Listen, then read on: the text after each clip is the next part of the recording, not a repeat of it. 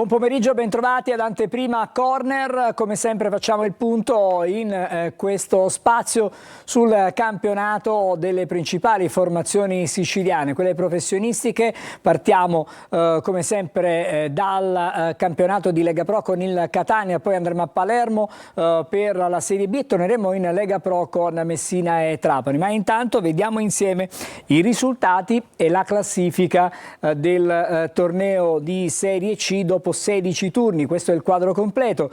Picerno Altamura 2-0, Avellino e Catania 2-2, a Taranto il Benevento è passato per 2-0, Trapani Latina 4-0, Casertana Giuliano 1-1, a Potenza il Monopoli ha vinto 1-0, Crotone Juventus Next Gen 2-1, a Messina il Sorrento ha vinto per 1-0, Cerignola 3, Cavese 1 e poi la Turris ha perso in casa con il Foggia per 2-1. Questa è la classifica che si forma al termine di questo turno. Il Benevento capolista 33 punti, insegue poi a 4 lunghezze il Cerignola 29 punti, Monopoli 28, Avellino 25, stessi punti del Picerno e anche del Crotone e del Potenza.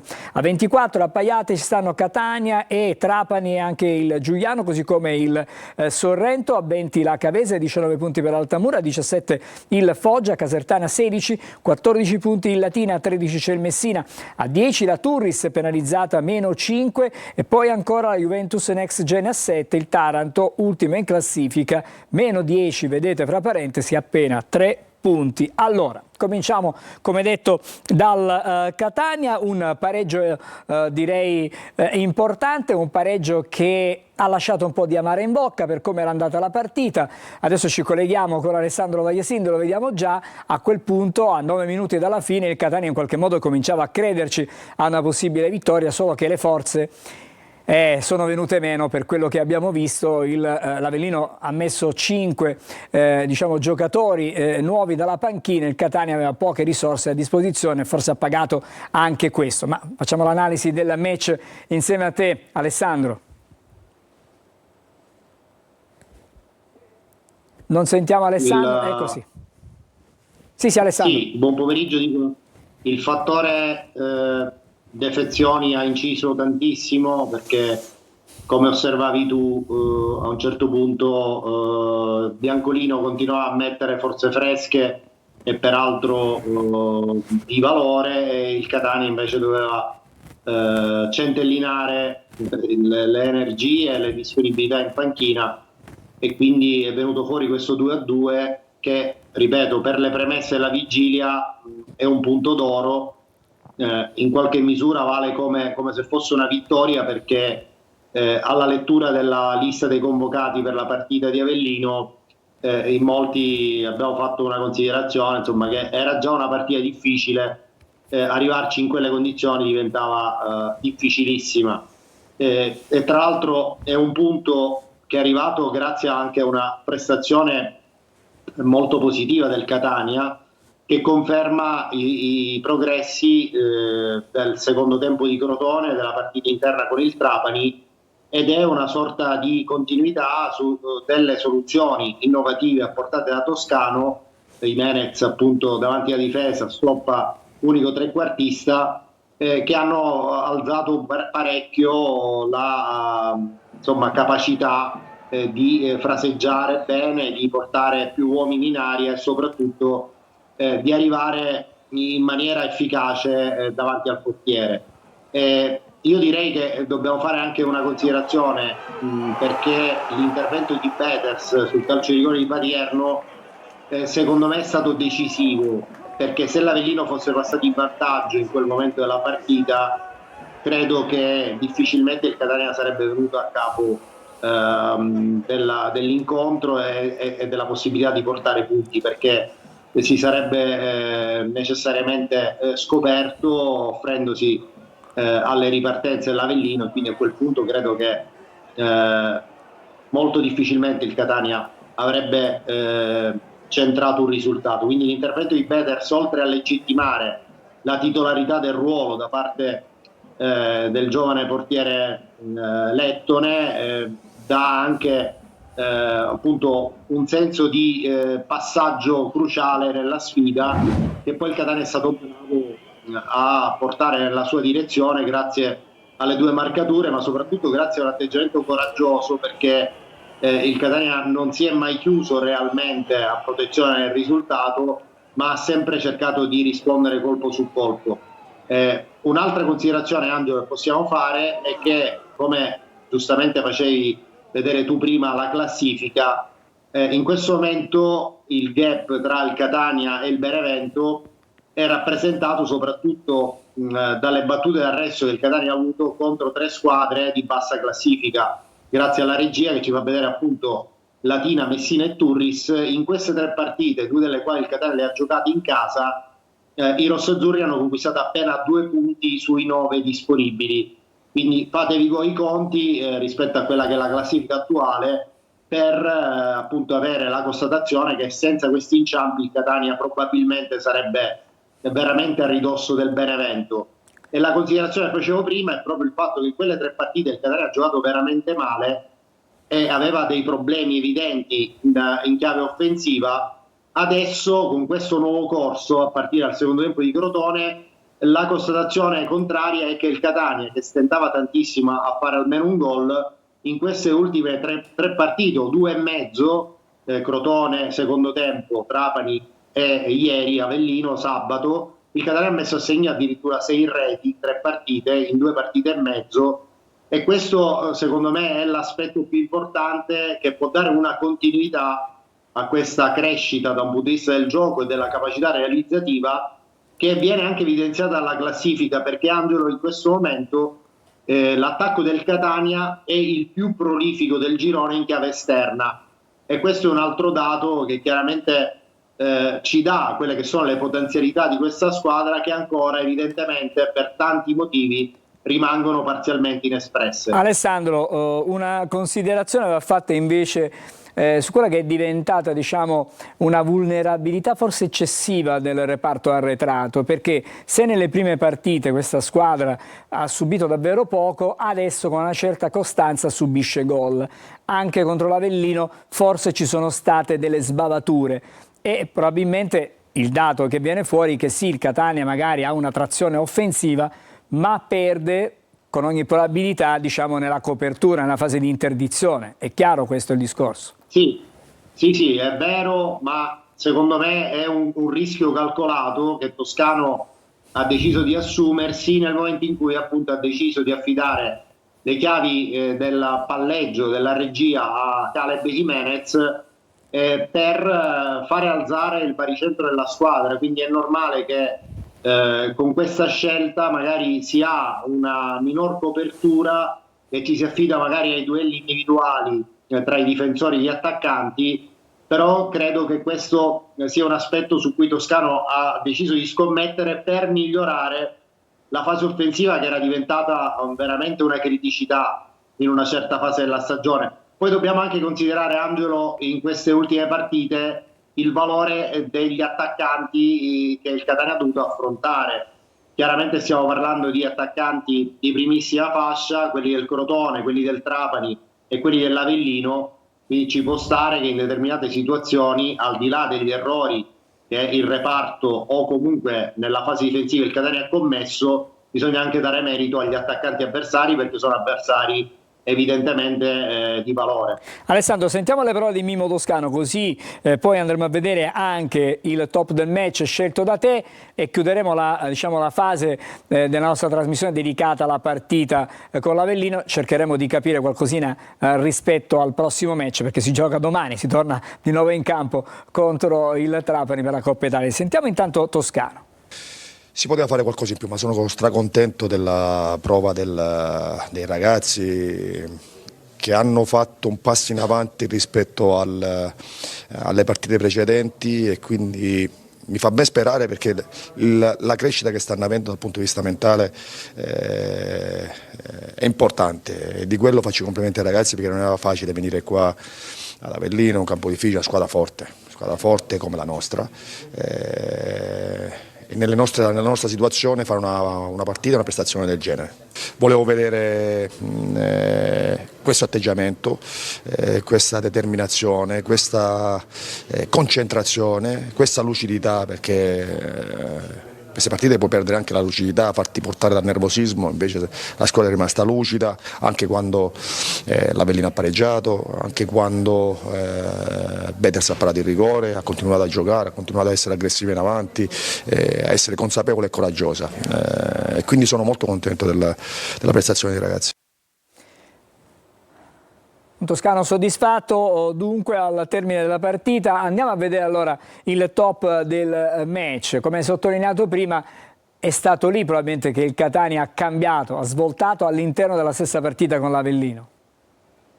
Sì, effettivamente quello è un episodio chiave dei 90 minuti e fa piacere premiare un ragazzo che ha sicuramente talento e che a un certo punto della stagione ha visto messa in discussione la titolarità del ruolo e che invece adesso ha ripreso, insomma, il suo posto tra i pali e lo sta assolutamente onorando con delle prestazioni continue, poco appariscenti ma sempre abbastanza efficaci. Come potete vedere anche sulla destra c'è un dato statistico che va considerato. Con lui in porta il Catania è imbattuto in trasferta, perché se è vero che il Catania ha perso a Giuliano 3-2 con Betters titolare, è anche vero che Betters ha lasciato il campo dopo pochi minuti per quella pedata in testa subita dall'attaccante del Giuliano, quindi di fatto quella partita non la consideriamo perché l'ha giocata poi quasi interamente ad Amonis. Quindi anche questo è un dato statistico da considerare. Con Betters in porta appunto il Catania, lontano al Massimino, è sempre andato a punti. Allora, prima di salutarci abbiamo un paio di minuti. Alessandro, non possiamo non parlare della sfida di domani perché si torna in campo, neanche il tempo diciamo di rilassarsi perché c'è un ottavo di finale da giocare tra il Catania ed il Trapani domani al Massimino. È insomma, un bel rebus per Toscano, perché c'è una partita ufficiale, Catania detentore della Coppa Italia, quindi è tenuto ovviamente a difendere questo titolo, però è anche vero che c'è una situazione di emergenza tale che bisognerà misurare veramente col bilancino le scelte di formazione e insomma la rotazione per quel che è possibile rispetto a una gara che viene 4 giorni prima poi del prossimo impegno in campionato con la Cavese, che è molto molto importante proprio per le considerazioni che abbiamo fatto prima. Chissà, magari ci sarà spazio per qualche ragazzo che si sta mettendo in luce con la primavera, perché da quello che insomma mi risulta degli indisponibili di Avellino l'unico che potrebbe rientrare è Montalto, ma gli altri non hanno chance per essere eleggibili per la gara di Coppa Italia. Quindi compito di Toscano cercare le soluzioni per non appesantire più del lecito quella che è poi l'avvicinamento alla partita di sabato di campionato. Alessandro, molto bene, noi ci fermiamo qui almeno per quanto riguarda questo segmento di trasmissione. Fra poco andremo a Palermo con Marco Gullà. L'appuntamento con te e con tutti i nostri telespettatori a stasera 20:45, corner, puntata diciamo lunga, estesa, dedicata interamente al Catania. Grazie Alessandro, ci ritroviamo più tardi. Grazie, buon lavoro anche a te. Adesso ci fermiamo come anticipato e fra pochissimo andremo a Palermo da Marco Gullà.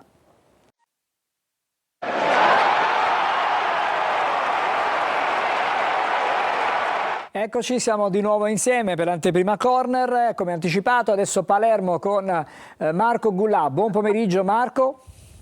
Buon pomeriggio Angelo, buon pomeriggio a tutti. Allora, un Palermo che continua in quella che è stata, diciamo, la sua stagione fino a questo momento. Stenta parecchio in casa, anche in questo caso non è andato oltre l'1-1 contro la Sampdoria, anche se forse con ogni probabilità questa partita poteva anche andare diversamente, ma sono tante le partite di campionato del Palermo che si sono concluse con un risultato e potevano andare diversamente. È un po' l'andamento, più volte l'hai sottolineato, l'hai ribadito anche tu, dalla passata stagione di questa squadra, cioè la squadra allenata da Corini, è una squadra molto, diciamo, incostante, con poca costanza anche durante la stessa partita.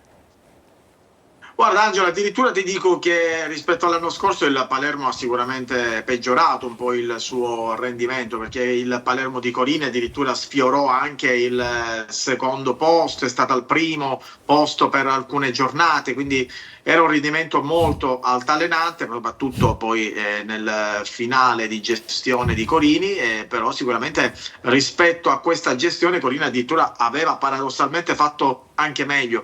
Ieri sì, ai punti sicuramente avrebbe meritato il Palermo, ma il calcio non è il pugilato e quindi è ovvio che è arrivato un risultato di parità. Il Palermo ha collezionato alcune occasioni anche importanti, soprattutto nella ripresa, ma come sempre manca chi la spinge dentro. È arrivato il gol di Francesco, l'Eduaron al momento ancora non si riesce a capire quale sia il suo vero ruolo, se è un esterno, se è un attaccante, spesso un esterno offensivo, ovviamente un attaccante, spesso Dionisi lo mette dentro ma con risultati non proprio fruttuosi. E poi anche Henry è un giocatore che statisticamente ogni anno non fa più di 6-7 gol in campionato e anche quest'anno sta andando così. È un Palermo che balbetta anche perché ha perso Brunori. Se alcune partite l'anno scorso le risolveva il bomber rosanero, e quest'anno Brunori praticamente è come se non ci fosse, ha giocato pochissimo e anche quei 5 minuti che ieri Dionisi gli ha concesso nella parte finale della gara contro i Blucerchiati sono quasi un'umiliazione per un giocatore che invece dovrebbe essere sempre titolare. È vero, sta facendo male perché non è ancora entrato in piena sintonia, anzi forse non lo è mai entrato in sintonia con gli schemi e i dettami tattici di Dionisi, però un giocatore come Brunori va fatto giocare sempre, a mio modesto avviso. E questi sono ovviamente poi i risultati, gli effetti. È un Palermo che delude, soprattutto in casa. Tu pensa, Angelo, che il Palermo negli ultimi 9 mesi ha vinto soltanto 2 volte in casa, e lo ha fatto in casa con la Sampdoria nella scorsa stagione, nella partita di playoff, preliminari playoff, e quest'anno con la Reggiana. Poi non ha più vinto. Se in 9 mesi tu vinci soltanto 2 partite in casa, allora già questo è più che una prova della poca concretezza e della, anche, non ti dico mediocrità, perché il Palermo non è una squadra mediocre, però è una squadra irrisolta, è una squadra che non riesce ancora a capire cosa vuole fare da grande. Però intanto il campionato va avanti, le prime della classe corrono tantissimo. Vediamo la classifica. Vediamo la classifica, vediamo. Così magari vediamo perché dici queste cose tu, perché le prime della classe. Adesso c'è il Sassuolo in testa, 31. No? Sassuolo 31, Spezia 30, Pisa 30, Palermo ne ha 18, già hai 13 punti di distacco dal Sassuolo, ne hai 12 dallo Spezia, che tra l'altro domenica viene a giocare qui al Barbera. Insomma, già è una classifica abbastanza spaccata. Attenzione anche perché comunque il Palermo deve guardarsi dietro, cioè se continui con questo rendimento così ondivago, altalenante, alla fine le squadre che comunque sono dietro ti vengono a raggiungere. Vediamo il Cosenza in questo momento, che è una squadra che è stata costruita così d'amblè, è una squadra che in questo momento, se non ci fosse la penalizzazione, avrebbe più punti del Palermo, che invece alla vigilia di questo campionato veniva etichettato un po' da tutti come la possibile vincitrice, il possibile ammazza campionato. Così non è, perché al di là delle chiacchiere bisogna comunque portare a casa le partite e bisogna soprattutto fare anche un mercato oculato. In questo momento, lo dobbiamo dire, il mercato del Palermo si sta rivelando assolutamente fallimentare. Sentiamo Dionisi e poi vediamo il prossimo impegno, magari ci racconti qualcosa di come stanno in infermeria, se ci saranno dei cambiamenti tattici, ci racconti tu fra non molto. Intanto vediamo l'intervista a Dionisi. I ragazzi hanno fatto una partita veramente importante, mi dispiace tantissimo per il risultato, perché non meritavamo di passare svantaggio. Certo, è stato un nostro errore, la Sampdoria è stata brava a sfruttarlo, poi per il resto siamo stati quasi perfetti. Purtroppo non siamo stati perfetti e ora il qualcosa che non mettiamo ci penalizza, perché parlare della prestazione è stata una prestazione maiuscola, parlare del risultato è un risultato che non ci soddisfa. Il pensiero di Dionisi è un po', diciamo, il pensiero anche dei tifosi, no? Nel senso che il risultato non soddisfa assolutamente. Bisognerebbe forse fare qualcosa in più sul campo e fare qualche gol in più. Cosa mi dici della prossima partita?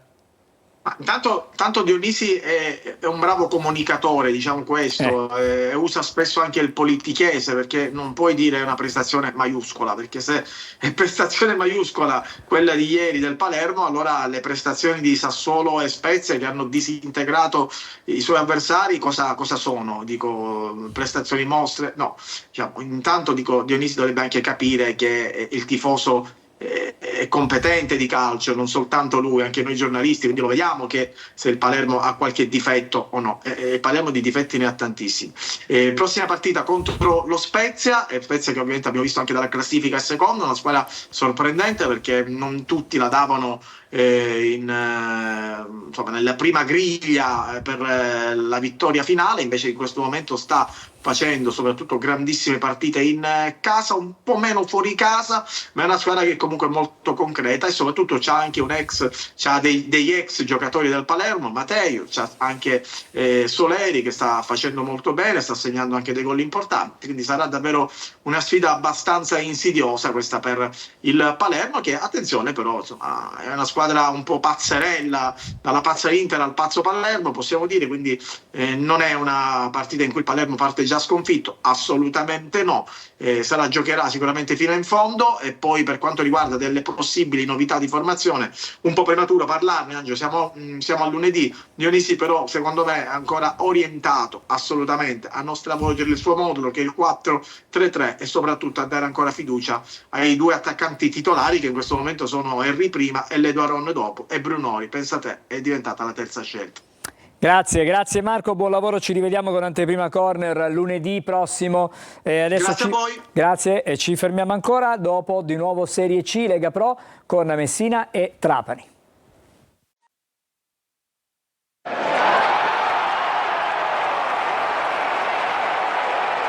Siamo nell'ultimo segmento di Anteprima Corner, allora torniamo a parlare del campionato di Lega Pro, colleghiamo intanto Messina. Buon pomeriggio Sergio. Eccolo qui, Sergio, lo vediamo, adesso lo sentiremo anche. Buon pomeriggio anche a Franco Cammarasana. Buon pomeriggio Angelo. Sì, vediamo anche Franco Cammarasana. Abbiamo poco tempo. Grazie Franco. Vado da Sergio Colosi per questa sconfitta, l'ennesima in campionato per il Messina. Un Messina che sembra forse, adesso non voglio esagerare, si sta arrendendo in qualche modo di fronte a determinate evidenze o forse distratto dal possibile passaggio di proprietà. Mi riferisco alla squadra. È un Messina che si arrende non appena ci sono momenti difficili, momenti complicati, episodi controversi come i 2 gol annullati, anche se si può discutere del secondo, non del primo che era in fuorigioco, e appena si verificano questi episodi negativi, dopo un buon primo tempo la formazione giallorossa è crollata non appena ha subito il gol di Bolzius del Sorrento, formazione che gioca bene in trasferta, la quarta vittoria, ricordiamo che loro gli impegni casalinghi ce li hanno al Viviani di Potenza, però fuori casa sta rendendo molto bene, e poi dal gol di Bolzius in poi la squadra non si è più ripresa, non ha creato nulla. Musso ha sprecato 3 grandi opportunità per il 2-0, ma sarebbe stato un risultato ancora più beffardo comunque per il Messina, che aveva giocato bene invece nel corso del primo tempo. Poi l'ingenuità che vediamo nella fase difensiva, la solita, l'ennesima ingenuità, ha portato a questo risultato. Messina che ancora una volta ha dimostrato che mancano uomini di esperienza, uomini di qualità, uomini di spessore nel suo organico. Allora facciamo una cosa, sentiamo Francesco Rizzo, difensore del Messina, che parla anche di questo tema, vediamo un po'. A commentare l'altra sconfitta, a mio parere immeritata, sembrano sempre le stesse parole, ma credo che dati alla mano la partita sicuramente non meritavamo di perdere.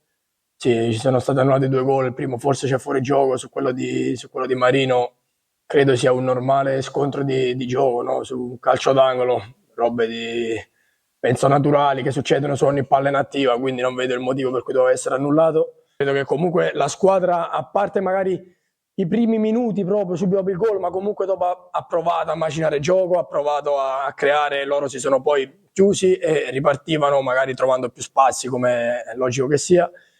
Ma per quanto riguarda questa partita non credo che c'è stato un calo a livello di atteggiamento. Non sono d'accordo sul fatto che mancano leader, perché comunque in campo ci siamo, giocatori esperti, io sono, come dici tu, non vecchissimo, ma comunque esperto, abbiamo giocatori comunque importanti, vedi Marino, vedi Manetta, vedi tanti altri comunque che la categoria la conoscono anche bene, quindi non credo sia una mancanza di leadership.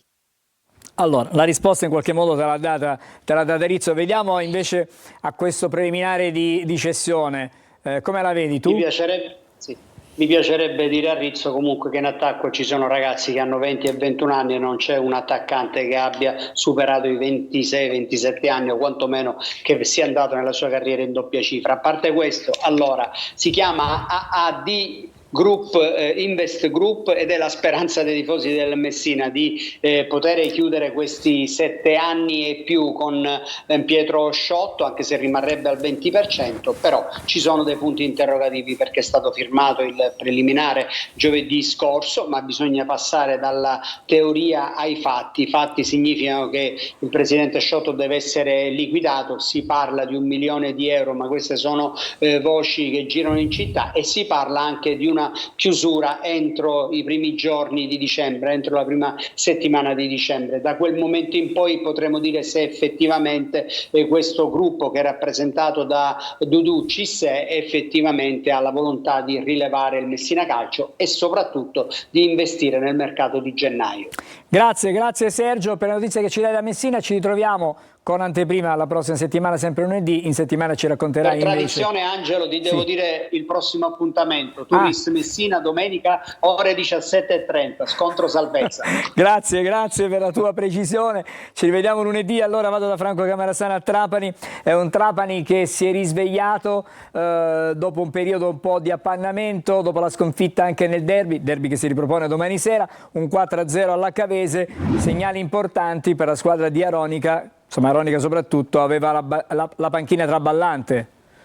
Infatti, no, vittoria importante anche per la classifica, perché a differenza delle precedenti settimane, stavolta, come abbiamo visto all'inizio dai risultati, le squadre di vertice hanno tutte vinto, quindi questo successo consente al Trapani di rimanere attaccato, diciamo, alle posizioni migliori. In quanto Benevento, Cerignola, Monopoli, Crotone hanno vinto tutte, hanno pareggiato soltanto Catania da Avellino, ha perso solo il Potenza col Monopoli. Per me è una sorpresa, perché ho visto giocare il Potenza, mi sembra una squadra molto equilibrata, però attenzione al Monopoli che insiste, quindi vittoria preziosissima. Da cosa scaturisce questo successo del Trapani? Due componenti in particolare: uno, dal fatto che ha incontrato un Latina sinceramente decimato da infortuni e squalifiche, quindi non una squadra in grado di opporre una resistenza realmente forte al Trapani, per il fatto che il Trapani ha giocato questa volta una partita attenta, senza concedersi sbagliature, soprattutto in difesa.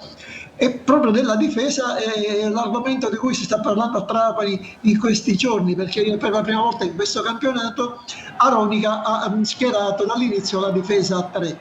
Lo aveva già fatto nei primi minuti della partita di Catania, poi chiaramente ha cambiato il risultato e cambiato anche il modulo. L'ha riproposto dall'inizio contro il Latina, utilizzando l'ultimo acquisto del Trapani, Alessandro Malomo, che è un giocatore molto esperto, era fermo da un paio di mesi, però ha dimostrato di poter dare un certo equilibrio al reparto difensivo. Franco, volevo sentire un attimo le parole di Aronica e dopo ci proiettiamo alla partita di domani sera, mi dai le ultimissime. Assolutamente Sentiamo sì. Aronica. La vittoria ci voleva per riprendere a camminare dopo 4 partite, 3 sconfitte, quindi era doveroso riprendere la marcia, e quindi oggi è stato fatto nel migliore dei modi. Il primo tempo abbiamo già chiuso, diciamo, tra virgolette, la partita, e quindi avevamo idea di fare questo tipo di partita perché era doveroso in casa riprendere con i 3 punti. Avevo detto ai ragazzi nel prepartita che avevamo un solo risultato, in qualunque modo oggi bisognava portarlo a casa. 30 secondi per dirci che Trapani sarà domani sera al Massimino versione Coppa. Sarà un Trapani simile a quello che ha battuto il Latina. Non credo che ci siano grandi stravolgimenti, anche se già Aronica ha preannunciato che farà dei movimenti sicuramente, perché intanto rientra nella disponibilità Cegliento, che contro il Latina era squalificato. Mancheranno sempre Udò e Zuppel, i due attaccanti, e Baghetti in difesa. Anzi, sicuramente avremo a centrocampo Carici, che l'altro giorno non ha giocato, Carraro, mentre è probabile che i vari Gelli, Canotè e Martina giocheranno all'inizio. Però, ripeto, non grandi stravolgimenti, però l'intenzione è quella di fare una partita gagliarda, un po' nel tentativo di riscattare, tra virgolette, così ha detto Aronica, la sconfitta del Massimino dell'altro giorno. Di 10 giorni fa, diciamo così. Grazie Franco Cammarasana, ci ritroviamo con anteprima lunedì prossimo. Buon pomeriggio anche a te, noi ci fermiamo, l'appuntamento 20:45 su Telecolor con Corner, buon proseguimento con i nostri programmi.